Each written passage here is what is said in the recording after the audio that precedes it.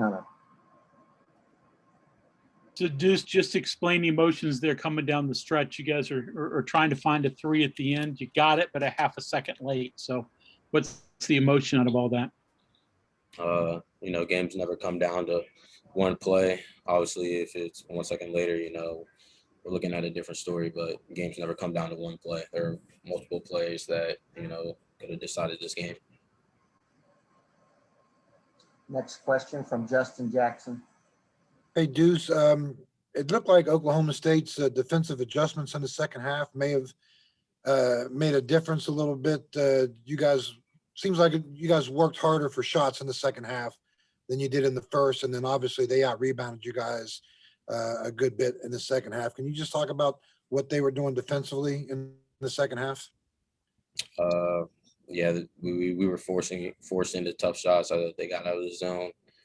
They started applying a little bit more pressure, and rebounding probably was the story. They got rebounds and finished on their ends, and we didn't. So that's something we got to clean up.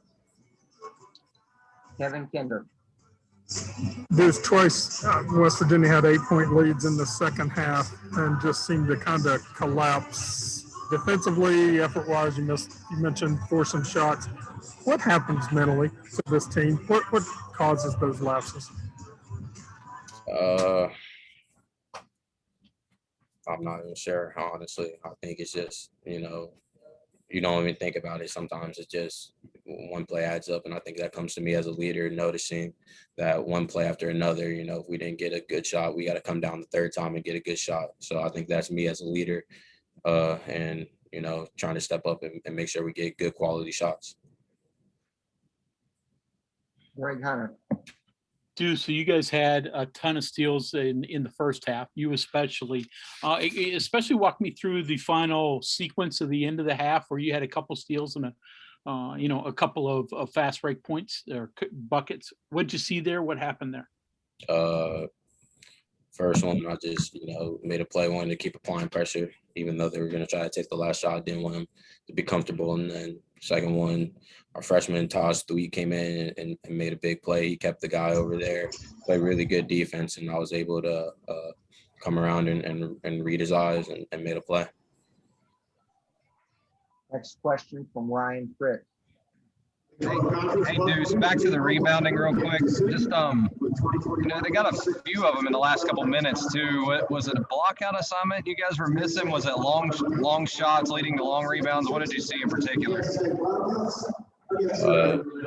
Honestly, it was a combination of both. I think not even just the last moment. Throughout the whole game, we've missed blockout assignments, and us as guards, if it's long shots, it's going to be long rebounds, and we got to make sure we don't leak out and go help the bigs. It can't just be one guy rebounding versus 4 other guys. Justin Jackson.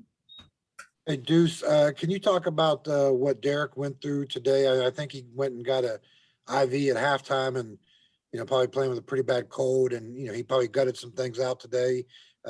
Just what did he go through today? Yeah, he obviously was not feeling himself, but he's a warrior. He's one of our toughest guys on the team. He's one of the leaders. He's been around. We were thankful he was able to, even step on the court today. Some of the things he was going through off the court, feeling sick wise, but he's going to keep battling through and battle with us always. Any other questions for Deuce? We have one from Greg Hunter. So Deuce, I know you just walked off the court. You're disappointed, but the season's not over. What are your thoughts about the NCAA tournament? Have you even given it a thought yet? And I'm sure you'll get to that here soon.